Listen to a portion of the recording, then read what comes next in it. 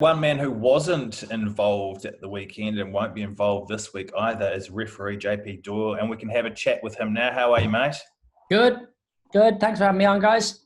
JP, let's get straight into it, mate. What the fuck's happened? Mate, come on. No beating around Jim's bush here. What the fuck has gone on? We're devastated. We were going to talk about the games at the weekend. We were going to say what was it like to watch, but mate, let's just get it out there. What the fuck has gone down in Chinatown? You can't say China or I can't support Chinese, but what's happened? Service is no longer required, unfortunately, due to COVID and the cutbacks at the RFU and the business of the business, I guess. Sport is sport, and we have to take our licks and get on with it. It must have been tough though, because I know every business is going through that. But I messaged you in the week and I put a tweet out about it, and you can see the amount of love that people have for you around the way you referee games, your persona, the relationship you have with players. And I'm not asking you to say about any of the referees, but for you, it must have come as a big shock, did it?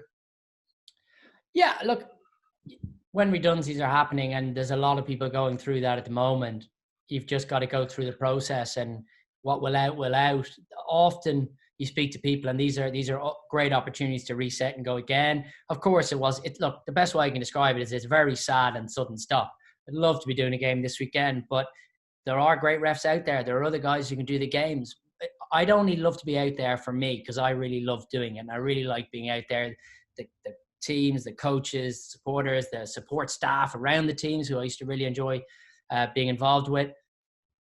But the game will go on. There will be other people to do the games. They'll referee them brilliantly. The RFU has got a great setup. It's got great referees. For me, it's sad and it's sudden, and I feel gutted.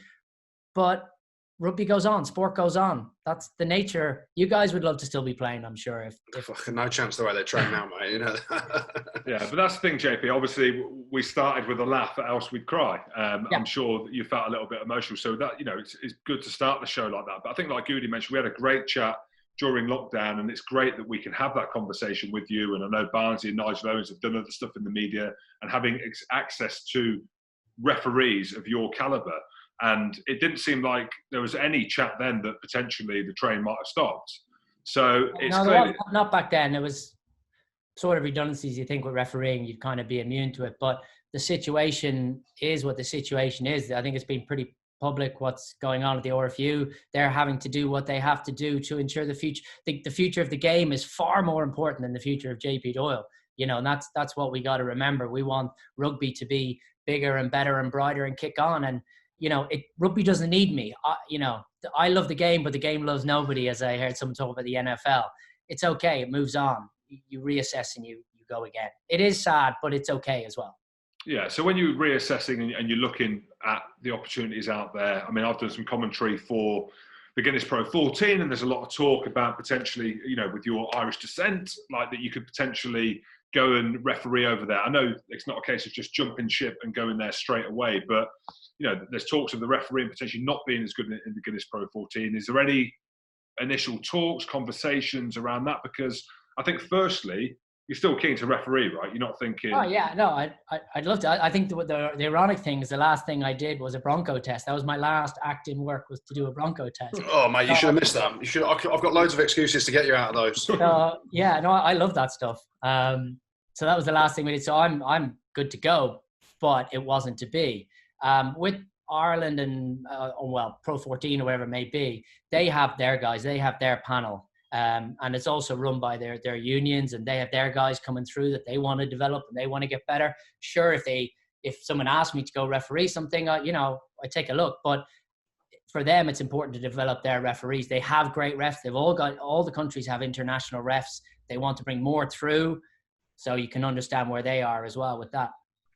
So what does it look like for you now, the next steps? I know you've got family, you're based obviously Twickenham way, aren't you? Sunbury, yeah. So what does, it must be a really hard but really exciting thing to look at. What does the future now hold for you plans wise? Because I know you've got some plans in the pipeline potentially as well. Yeah, well that's just what's weird and what's great is the last 2 weekends I've been able to actually see people at weekends and go, yeah, okay, I can come across have a beer and a bowl of crisps on a Saturday afternoon, and that's been lovely. I'm sure that will wear thin. I was a school teacher. I am a school teacher before this, so I can go back into this. I would, if I miss out and I leave rugby, I would be sad. You know, maybe there's something in around the media I'd love to do, but COVID is contracting everything at the moment. So we're just eyes open, wide awake, see what we can find out there. But teaching is always I loved teaching before I came into rugby, and I still do. So we'll just see what happens. JP, we've had this chat for Rugby Pass, and I absolutely loved doing the interview there that we did together, and so did the listeners, or the readers, however they consumed that interview. But what's it like being a referee? Because I think in any walk of sport that you see, the referee gets the brunt of everything, right? It's like, rightly so. Yeah, but what's it like? Go on then, you tell me. I mean, we had the chat, but this is the millions this is going to go out to. So what's it like being a ref? It's brilliant. So you got to remember, there's almost two guises of a referee. There's one when you're wearing your uniform or your jersey or your match kit. There's a certain release valve that you are to the fans, the coaches, the players.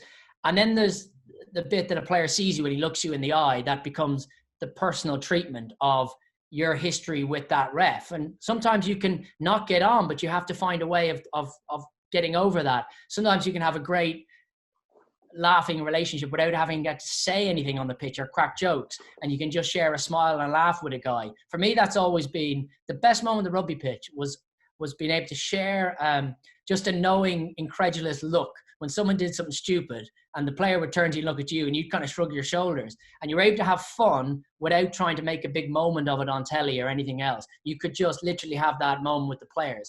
They're the moments you really treasure going forward. And sometimes, mate, with that, you just got to chillax, haven't you, JP? You just chillax on the field. That was the famous one. The reality is, it was Paul Hodgson, and for those who know Paul, he's a very excitable character, and he just wouldn't calm down, and he wouldn't stop in my ear. And we were playing at Bolton, and there was football lines. We were playing at the Reebok Stadium against Sale, and I couldn't get him to relax about what was in the 22, what was out. And I wanted to tell him to fuck up, like, just stop, would you? And the only words I could find were chill and relax, and I somehow mangled them together and made an arse of myself. But he became famous for it, and Paul was just trying to be a good player, a good guy. It was just a moment. It wasn't meant to go live, and it did. And that's just you wear that for the next 7 years. Everyone says it to you, but so be it. JP, these two lads, obviously characters on the field. You've got Goodey, who used to have a fair bit to say, and then Jim, who used to cross the line on plenty of occasions. What was your relationship like with them? And do you have any memories of interactions with these boys on the field? Yeah, this is the game that those two always go on about, which was, I think, was 2011, was Worcester at home to Gloucester, which both players were penalised in the last minute to decide the game both ways, rightly or wrongly, or whatever else it is. That was certainly one to go on. But Goodey was always interesting because his mood was totally matched by the temperament of the game. So when he was on top, he was great, he was brilliant, everything was fine. He'd come find you, he'd lead what needed to be said, and you could just soak it up and relax. But equally, Goodey, when he got annoyed, could be difficult, and you just have to turn your back. And I remember one time he probably had a rough tackle on him at Worcester one day, and I probably saw most of it, but I wasn't sure quite what happened. And because he gets up and yell at you, you kind of go, "Oh, I don't know, dude. I didn't see it. Someone was yelling at me at the time." So you can kind of have those moments. I don't know if you remember that one, Goodey. The blame game, Goodey. Yeah, it's always someone else's fault, mate. But yeah, I do remember. Where Jim was always the bad puppy. You know, he was always the guy who was put in the doghouse. And you knew every time you penalised him, the coach was going to jump up and down on his head. So you always give a penalty, and you'd almost be like, "Oh, I'm so sorry, Jim. You just fucked up again." You're just stupid. You can't squeeze people by the head. You've got to calm down, man. And the froth will be coming, and the tattoos will be appearing, and you'd be like, "Oh." So forwards and back by nature are worlds apart, and in personality they generally are too. So I think the best thing the best thing on the pitch was to let players come to you and express themselves. And we have a lot of respect in the game. The RFU drive that really hard. But we love players chatting to us, talking to us. Yeah, I still haven't forgiven you for that one for Worcester against Gloucester. The ball was out, mate. You can't give a penalty at the scrum once the ball was out. But we'll let it go. We'll let it go. It was dire, wasn't it? Yeah, and Jim definitely piled Percival in the back, I think it was. Yeah, well, that was right. Even though Ben Kay said he didn't do it, he nearly killed James Percival on that one. Oh, mate, I have physical, mate. That was me. Just out as nails. I'm going to say Dom, but there we go. Just tell me now then, obviously, there's a lot of players. Now, you've refed in the Premiership since 2006, and yes, there have been players that always talk to you.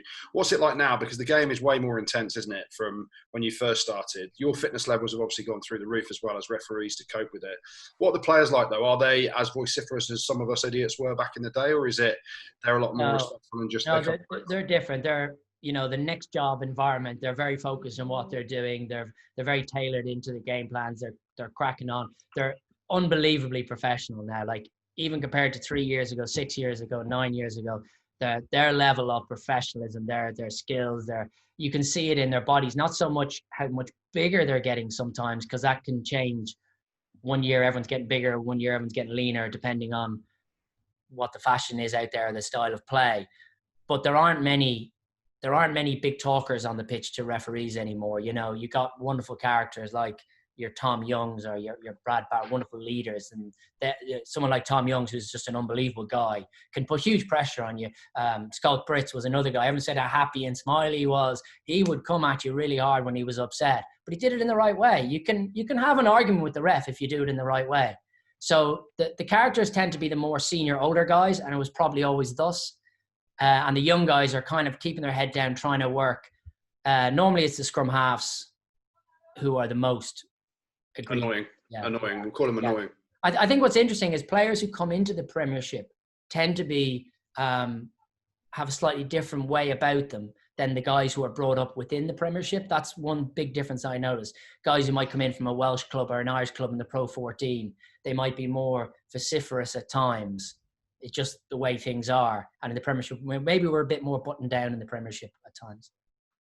JP, when you look back, not that it's over, and hopefully it's not, memories that stand out? I don't know if you've had much time to reflect, maybe during lockdown you have as well, but a couple of big, obviously, games, Prem final, Six Nations, World Cup, more than a couple.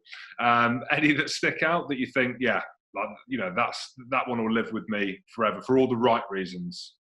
Well, you can't have for all the right reasons, because every close, tight, difficult game I did, someone thinks I did something wrong to cost them the game. So if it's 80-0, I probably refereed really well. So if I asked all the teams, how did I referee today? Well, we lost 107-0. Oh, I think you did really well. Okay, thank you very much. If it's 14-13 or 31-32, you've probably affected the game somewhere along the way by a point or two, because that's the nature of refereeing. Nothing is black and white. So I kind of look at the whole experience rather than the one game, because it's unfair to put yourself in front of a game and say, oh, well, this game I did was really important to me. Because it's not, when I do a schools, I was lucky enough to do, say, a schools final. That game for those guys is the biggest game they'll ever play in. Yeah, a couple of guys will go on and play in bigger games, but they'll always talk about that schools cup final. So for me, you've got to treat those games with absolute respect, because that's their World Cup game. And even smaller internationals, you get the privilege to do, which might not be in front of big crowds. I did Germany versus Russia in Hanover, which was just a big one, mate. Big game. Big game. But for those German guys playing in that game, that was their everything. So why is that? Why should that be any different as a memory? But yes, obviously, big Pac Twickenham is selfishly, they're really nice days. But as the game of rugby goes, it's all the other games you're involved in. Tell me you let Russia win that game. Mate, you don't let Russia lose games. They did. Steve Diamond was the coach. I'll tell you, there's one funny story. So we're playing in Hanover, and there's one man and his dog at the game, maybe 30, 40, 50 people at the game. Some snipers. Yeah, Russia are winning by 85 points. And Germany have a scrum, and the scrum half's probably not putting the ball in as correct as he may be, but they're losing by 85. It's fine. Steve Diamond standing on the side of the pitch going, man, it's crooked. It's 85-0. Their scrum half actually put one in worse after that, and I blew a free kick, so I crooked in on the feed against the Russian scrum half with 20 minutes to go at 85-0. I thought Steve Diamond was just going to explode on the sideline. He's, I'm going to get you. And it was just a nice moment. 85-0. Russia went on to win, no problem. But thank goodness. Thank goodness it did. I don't think that had too much effect on the game. All right, JP, thank you very much for joining us, mate. Best of luck for whatever the future holds for you next, and hopefully we see you back out in that field sooner rather than later. Thanks a lot. Have a great day, guys.